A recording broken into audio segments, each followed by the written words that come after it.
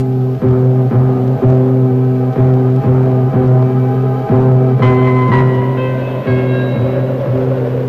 a broken arrow message is ever flashed, signaling a nuclear weapons accident within the United States, will we be ready to cope with it?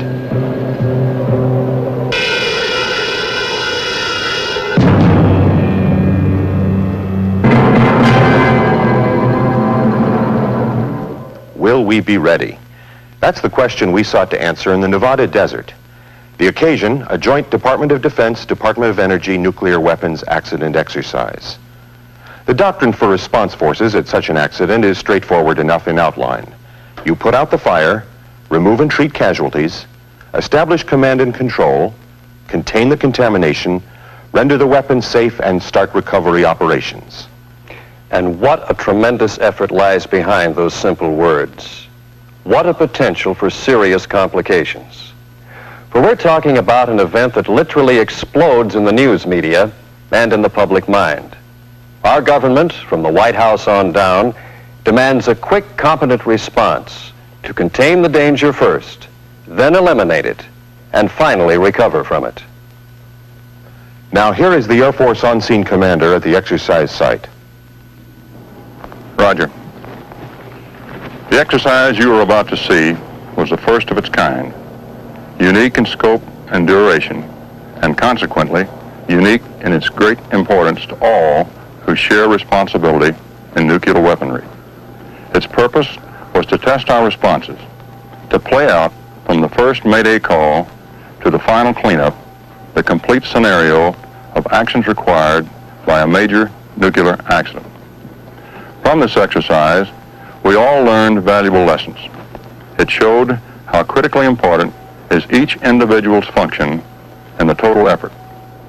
It proved that your personal response, your decisions, your recall of what you learned in training can make the difference between a widespread calamity or a swiftly contained local incident. The basic facts were these. An Air Force C-141 with 7 crew members crashed and burned in the Nevada desert. Aboard was a group of nuclear weapons being ferried to a depot, 6 complete weapons and components for 2 more, from the inventories of the Army, the Navy, the Air Force, and the Marines. The D-Day clock thus begun ticking at 09:55 hours with a potential broken arrow message from Nellis Air Force Base. Confirmation went out within half an hour when a reconnaissance helicopter from the nearby Army camp, Fort Mercury, found the wreckage 30 miles away. The grim message was, no evidence of life, aircraft badly broken up. The first word of a nuclear weapons accident goes to the National Military Command Center, then to the topmost levels, including the Secretary of Defense, the White House Situation Room, and the JNACC, the Joint Nuclear Accident Coordinating Center. Follow-on alerts in this case went to over 50 different agencies, commands, and units in the armed services, the Departments of Energy, Justice and State, and several Nevada offices.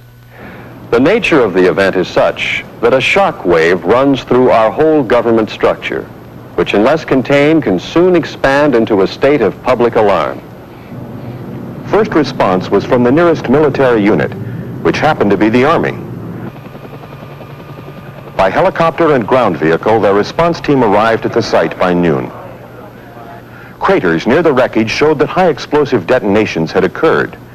The question of contamination was quickly answered when the first reading showed 2,000 counts per minute on the alpha radiation detectors. Anti-contamination suits and masks must be worn. That radiation was real, not simulated. It was radium-223 with a half-life of 11 days. It had been spread in a calculated pattern over the crash site at a level that ensured against health hazards, but at the same time gave real instrument readings. We should note at this point that this exercise included all services and the Department of Energy and was evaluated by umpires from these agencies. Army Brigadier General Carlson, as senior military officer present, assumed responsibility as the initial on-site commander. Military police set up a partial security cordon and would complete it as soon as the contamination profile could be drawn. Army control team members, now properly suited up, taped and masked, moved onto the crash site and within an hour found 3 bodies of crewmen and 2 nuclear weapons. 1 Army weapon pinned under the wing and 1 Air Force weapon half buried in the ground. Now 2 civilians appeared in the area unexpectedly. They were promptly stopped by the MPs, but proved to be the owners of this land and soon wanted to talk about damage claims. One of them had picked up some contamination and had to be held for his own safety until the decontamination unit was set up.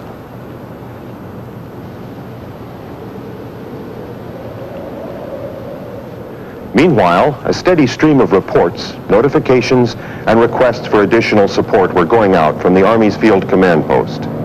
Among them was a request to the Federal Aviation Administration to create a prohibited air corridor over the crash site, 10 miles wide and 10,000 feet high. Normally, we have no authority on private property, but a national defense area may be established in an accident like this where nuclear weapons are involved. Now the complexity of the operation was growing by the hour. The question arose as to whether the county coroner could handle contaminated bodies. Explosive ordnance disposal teams from the Army, Navy, Marines, and the Air Force were called for, since weapons belonging to each service were involved. The Department of Energy alerted weapons design people from the Livermore Laboratory, Sandia, and Los Alamos. At Nellis Air Force Base, their disaster response force assembled and departed for the crash site to support the Army team. By late afternoon, a Navy EOD team arrived from China Lake Naval Station in California. Shortly after, the Army's Alpha team came in from Fort Bragg, North Carolina, to aid in the radiation survey and contamination control line operations. The newsmen were not far behind, asking for interviews and for a look at the wreckage. They wanted names of casualties, cause of the crash, and details on potential radiation hazards to civilians living downwind. An official statement from General Carlson's public affairs officer, cleared by higher authority, was issued to the news media. It stated the basic facts as they were then known and acknowledged that nuclear weapons were involved. Now it's obvious that a very large logistical effort was needed to feed, shelter, and sustain our forces here. In a real nuclear accident, the crunch would be felt in a few hours. Food, clothing, tents, water, vehicles, fuel, sanitation, expanded communications, all would be urgently needed right now. To save exercise time, a tent city had been set up previously to shelter 400 people.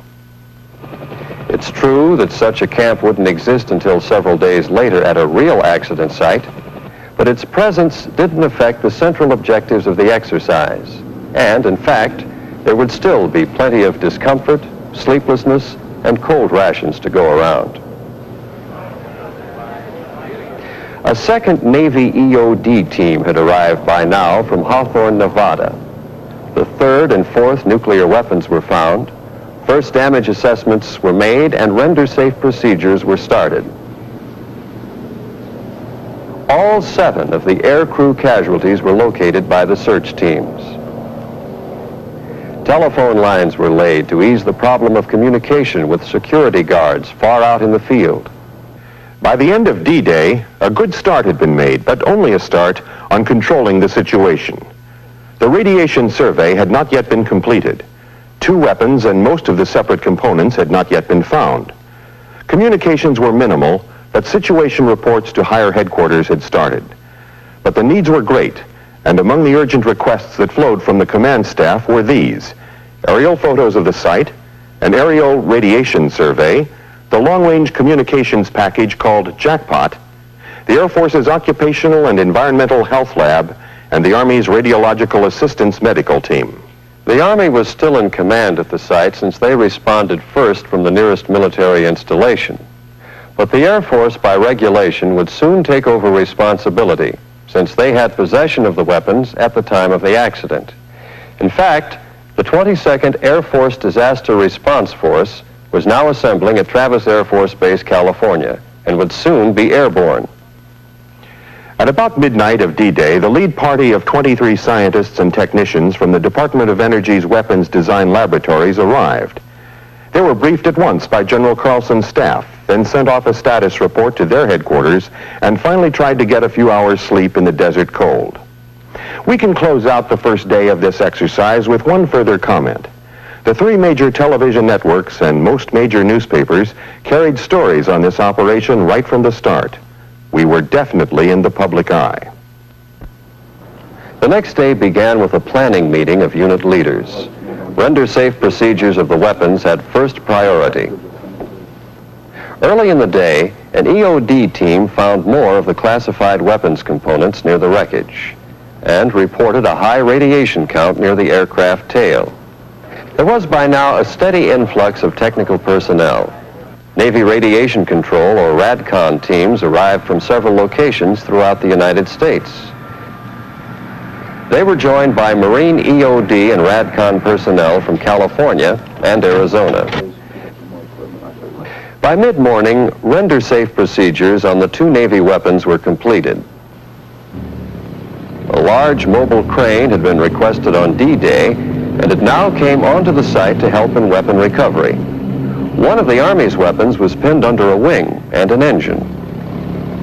As soon as these were lifted off, EOD personnel were able to electrically safe the weapon. The situation report that went out from the Army's Field Command Post before noon placed the count at 206 military personnel now present, plus the 30 from the Department of Energy's weapons laboratories, with more to come. Communications were in danger of being swamped, but the arrival at the airstrip of the JCS Jackpot mobile communications package from MacDill Air Force Base in Florida promised some relief. Next to arrive was the EOD team from Hill Air Force Base, Utah, to perform render-safe procedures on the two Air Force weapons. Meanwhile, the ground radiation survey pressed ahead toward a complete map of the contaminated area.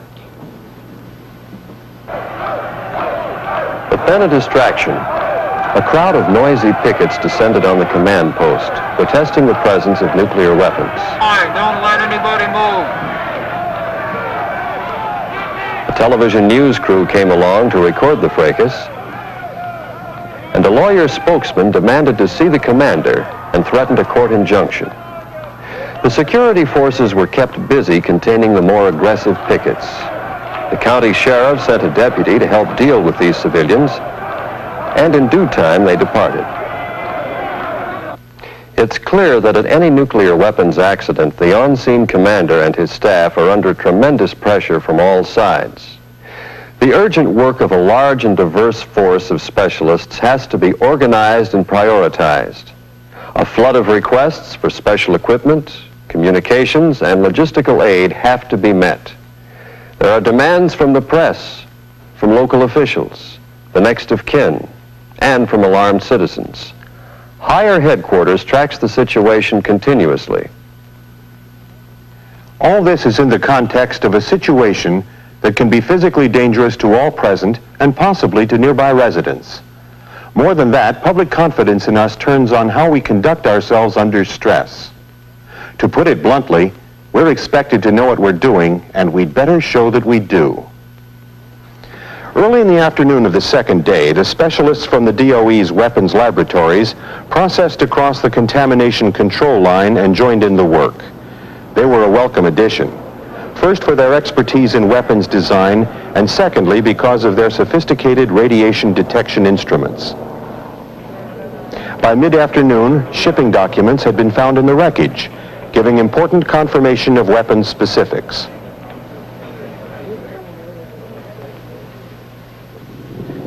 A Department of Energy contractor now made the first aerial survey. Photos were taken from which a more accurate plotting could be made of weapons locations and debris. During the afternoon, field operations were momentarily suspended so that mortuary affairs personnel could remove casualties to a decontamination area. Now the Air Force's Disaster Response Force arrived to take over from the Army. The new on-scene commander was to be Brigadier General James Gardner from Mac's 22nd Air Force. After he and his team had been briefed, the change of command was sealed with a friendly handshake, and all forces were placed at General Gardner's disposal. At Nellis, the air transportable Radiac package called A-Trap arrived from Kelly Air Force Base, Texas. Its capacity for instrument calibration and repair was urgently needed. The last of the weapons was now located. It had suffered a low-order detonation on impact. Parts of this and other weapons were also found during the afternoon, all of them contaminated, but many of the components were still missing. By late afternoon, the teams processed out for the day, hot, tired, and sweaty. A nighttime staff meeting was inaugurated to brief everyone on the day's results, the problems that had surfaced, and the plans for tomorrow. While that meeting was going on, another was held, bringing together the scientists and specialists from the weapons labs on the one hand, and the EOD and RADCON personnel from the services on the other. Most of them had never met before and knew little of one another's capabilities. A great deal of helpful information was exchanged, and some initial confusion about differing procedures was laid to rest. The second day closed with considerable work having been accomplished, but a lot remaining to be done. 3 weapons had been found, 2 weapons had been safed, 1 was still buried, and many components still missing. A question remained as to the full extent of the area's contamination. We now had over 250 people on site. We had added a complete radiation analysis lab, a mobile decontamination facility, and the Lawrence Livermore Lab's ARAC, Atmospheric Release Advisory Capability. This would be used to predict any possible downwind contamination hazard. The Air Force's Occupational and Environmental Health Lab was here from Brooks Air Force Base also. The aerial photos were being developed, and an aerial radiation survey was on for tomorrow. So ended the second day. At Nellis, more expert help arrived from the East Coast. This was the Army's Radiological Assistance Medical Team from Walter Reed Hospital. They'd help define health hazards and analyze air and water samples around the crash site. As the hotline opened on the third day, Department of Energy specialists were joining the Air Force, Navy, and Army EOD teams to continue the weapons recovery work. Meanwhile, the on-scene commander's staff was in touch with many agencies in the outside world: the local sheriff, the OSI, the State Attorney General, and the Air Force Inspection and Safety Center. Now began the first radiation survey from the air by a Department of Energy contractor. Within an hour, they reported finding a new hot spot southeast of the crash site at a previously unsuspected location. A ground team was sent out to define its size and boundaries, and security was expanded to include it. Soil samples were taken outside the cordon and down the public road to the south. The analysis showed nothing above normal background radiation. Shortly after noon, 2 civilians in a dune buggy decided to try to cross the security line and pick up a few souvenirs. They didn't get very far. After they identified themselves and were checked for contamination, they were allowed to go on their way. The demands of the news media were a constant pressure on the commander and his public affairs officer. News releases were given out periodically, but the reporters always had further questions. There were queries on the possible threat to public health, property damage, the whole matter of transporting nuclear weapons safely, the specific cause of this accident, and many more. Meanwhile, the recovery work went on. A joint Navy DOE team found a heavy component of an exploded weapon in its crater, contaminated. The mobile crane was called in once more to stabilize the Air Force weapon so that the sand could be dug away. Then the render safe procedure on it was finally accomplished. As to the Army weapon, it presented some delicate problems that would be talked over far into the night. Late in the afternoon, the mother of one of the dead crew members came to the site. She wanted to claim his body for burial. She wanted to know how it happened and why, whose fault it was, and what her son had died for. It all comes down on the commander and his staff. the big crises and the small ones, the individual sorrows, the public fears. By the end of the third day, we had a pretty good radiation survey in hand. The perimeters were now defined and security was set. A request had gone out for more respirators, an airlift of 7 jeeps, and more heavy equipment. At the evening conference, the list of work to be done seemed almost as long as ever, but the list of accomplishments was now quite respectable. Early on the fourth day, a team of Army and DOE weapons lab people took radiographs of the damaged Army weapon. It could not be safely moved until its internal components had been stabilized. In mid-morning, the Cactus Alliance was heard from. This was a group of environmentalists who wanted everything stopped and had a state court order to enforce it. The on-site judge advocate stepped in. He advised the commander that the issuance of the restraining order was outside the state court's power. This judgment was later sustained by the state attorney general. The staff judge advocate relayed the decision by telephone to local civil authorities, and operations continued.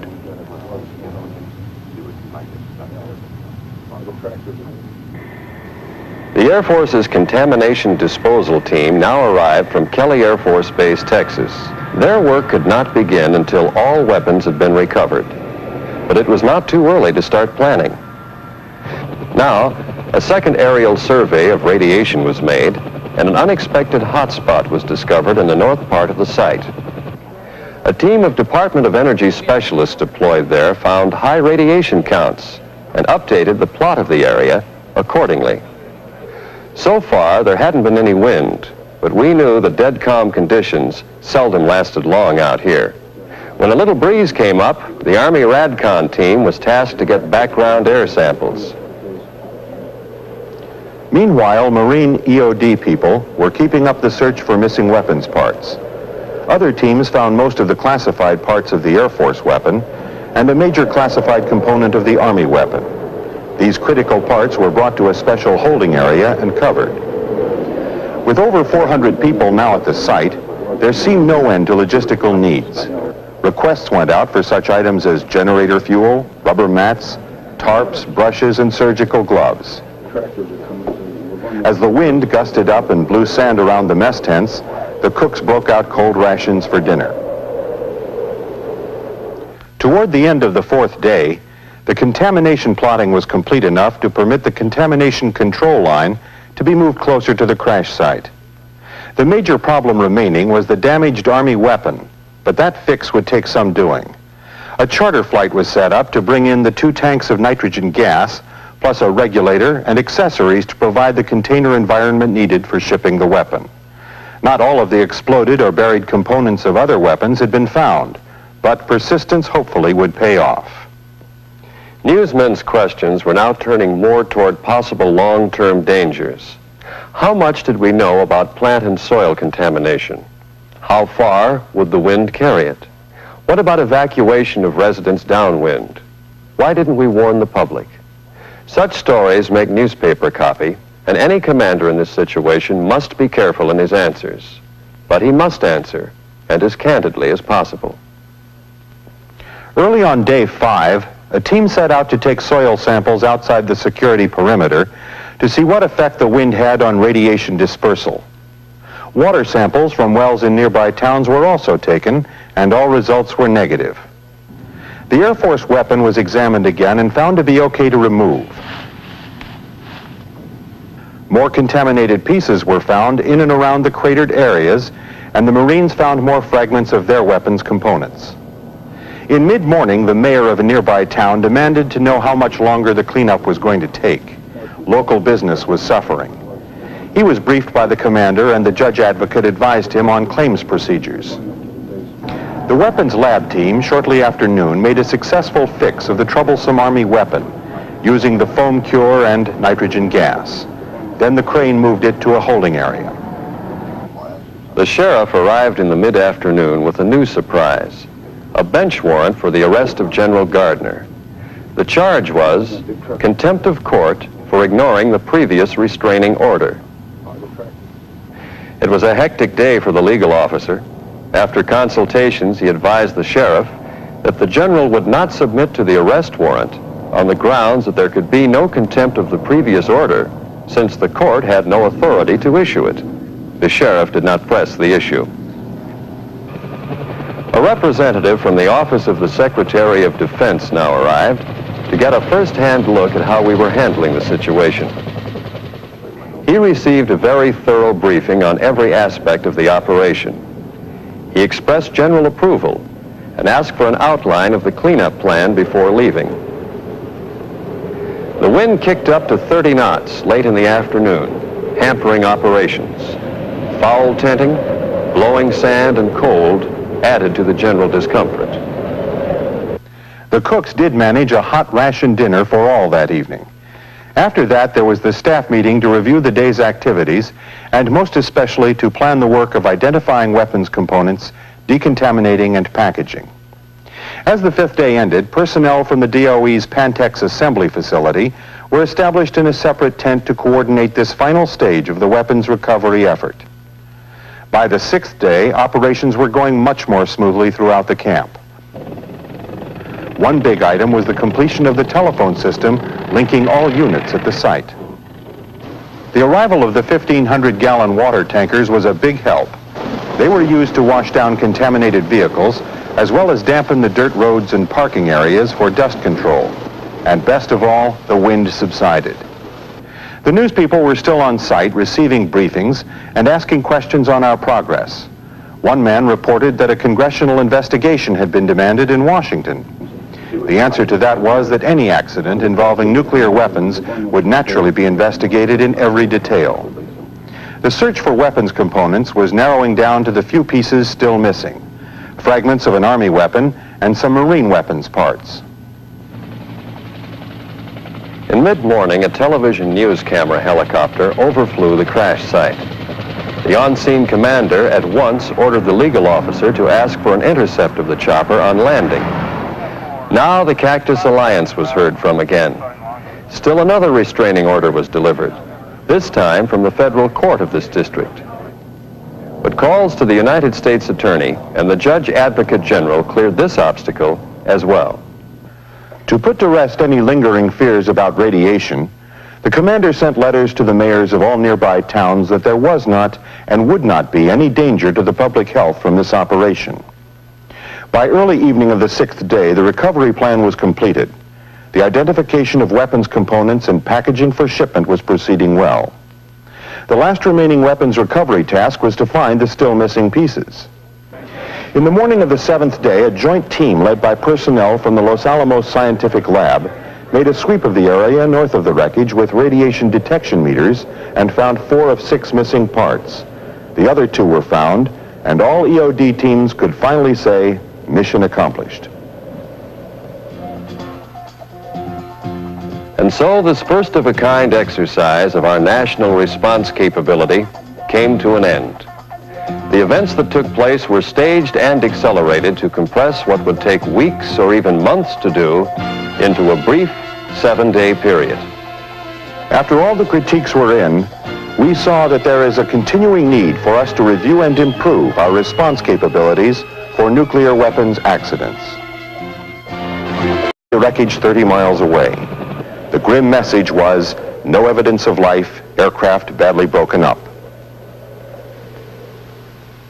The first word of a nuclear weapons accident goes to the National Military Command Center, then to the topmost levels, including the Secretary of Defense, the White House Situation Room, and the JNACC, the Joint Nuclear Accident Coordinating Center. Follow-on alerts in this case went to over 50 different agencies, commands, and units in the armed services, the Departments of Energy, Justice and State, and several Nevada offices. The nature of the event is such that a shock wave runs through our whole government structure, which unless contained can soon expand into a state of public alarm. First response was from the nearest military unit, which happened to be the Army. By helicopter, We all learned valuable lessons. It showed how critically important is each individual's function in the total effort. It proved that your personal response, your decisions, your recall of what you learned in training, can make the difference between a widespread calamity or a swiftly contained local incident. The basic facts were these. An Air Force C-141 with 7 crew members crashed and burned in the Nevada desert. Aboard was a group of nuclear weapons being ferried to a depot, 6 complete weapons and components for 2 more, from the inventories of the Army, the Navy, the Air Force, and the Marines. The D-Day clock thus begun ticking at 09:55 hours with a potential broken arrow message from Nellis Air Force Base. Confirmation went out within half an hour when a reconnaissance helicopter from the nearby Army camp, Fort Mercury, found their ground vehicle. Their response team arrived at the site by noon. Craters near the wreckage showed that high explosive detonations had occurred. The question of contamination was quickly answered when the first readings showed 2,000 counts per minute on the alpha radiation detectors. Anti-contamination suits and masks must be worn. That radiation was real, not simulated. It was radium-223 with a half-life of 11 days. It had been spread in a calculated pattern over the crash site at a level that ensured against health hazards, but at the same time gave real instrument readings. We should note at this point that this exercise included all services and the Department of Energy and was evaluated by umpires from these agencies. Army Brigadier General Carlson, as senior military officer present, assumed responsibility as the initial... What a potential for serious complications. For we're talking about an event that literally explodes in the news media and in the public mind. Our government, from the White House on down, demands a quick, competent response to contain the danger first, then eliminate it, and finally recover from it. Now here is the Air Force on-scene commander at the exercise site. Roger. The exercise you are about to see was the first of its kind, unique in scope and duration, and consequently unique in its great importance to all who share responsibility in nuclear weaponry. Its purpose was to test our responses, to play out from the first Mayday call to the final cleanup the complete scenario of actions required by a major nuclear accident. From this exercise,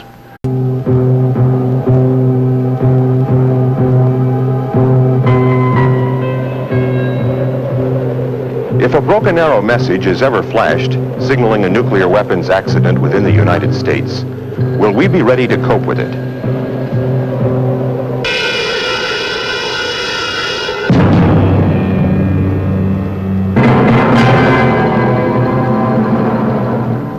Will we be ready? That's the question we sought to answer in the Nevada desert. The occasion, a joint Department of Defense, Department of Energy nuclear weapons accident exercise. The doctrine for response forces at such an accident is straightforward enough in outline. You put out the fire, remove and treat casualties, establish command and control, contain the contamination, render the weapons safe, and start recovery operations. And what a tremendous effort lies behind those simple words.